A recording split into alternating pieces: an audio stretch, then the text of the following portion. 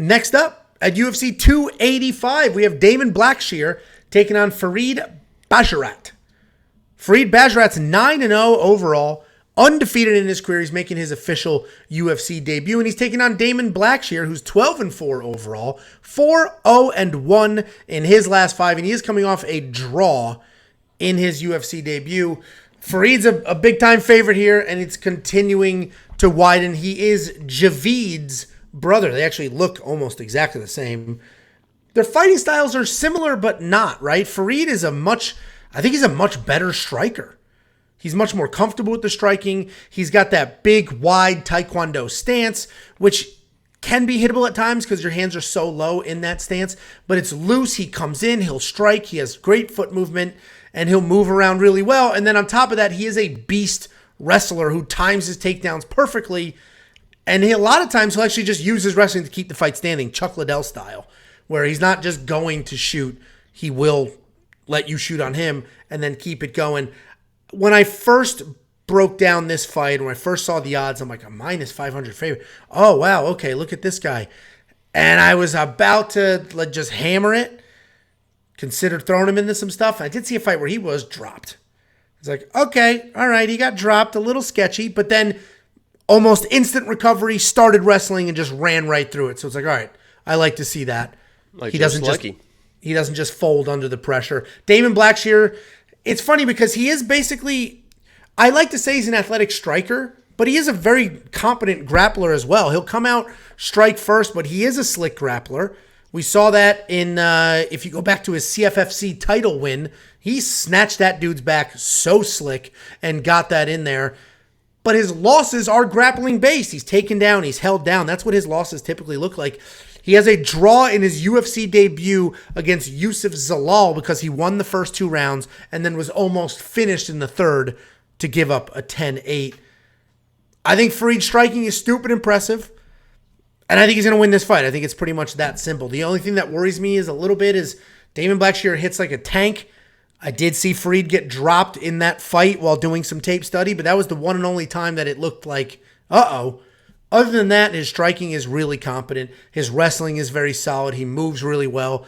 UFC debut is always a little risky here, but I like Farid to get it done, and I think he can either do it on his feet or with the wrestling. I think he can win a few different ways. What do you think, Jackie boy?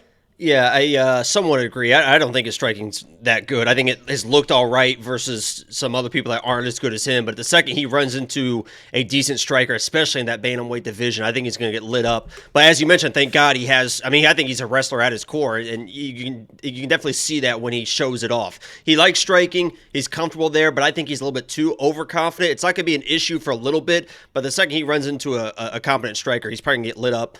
He's going to go to the wrestling. In this matchup, I think he should stick with the striking, honestly, because Damon Blackshear is probably most dangerous on the ground. That guy is wild in every single scramble situation. Even when he's getting taken down in clinch position, he does wild stuff, flying stuff, off his back. He's looking for heel hook sweeps, all sorts of stuff. So honestly, I think Farid in this matchup is the much better striker of the two and should probably just keep it standing because Damon is not really a super, super dangerous guy. Everyone is going to be live, but at 135 bantamweights, they're not as live as some other weight classes. And if Farid does get in trouble, as Anshel mentioned, he can kind of just default to the wrestling. But I think if Farid should keep this standing, if something happens, go to the wrestling. But when he's wrestling, and he has shown that he can keep good top control in his Contender Series fight, that guy was trying to do the same type of heel hook sweeps, reaching under, doing all sorts of wild stuff. And not only did Farid not get into those submissions, but he got out of them and kept positions. A lot of times people use those sweeps to get back to their feet. Not only did he not get submitted, but he kept the position and kept people on, he was kept on top of people. So you're struggling. No, I'm just passionate, I'm just excited. That sentence.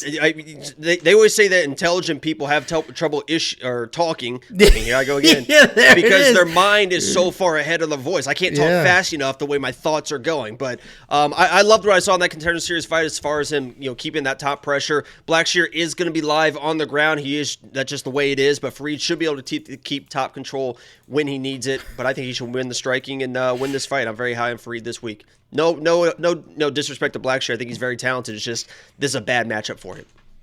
Yeah, I don't necessarily disagree.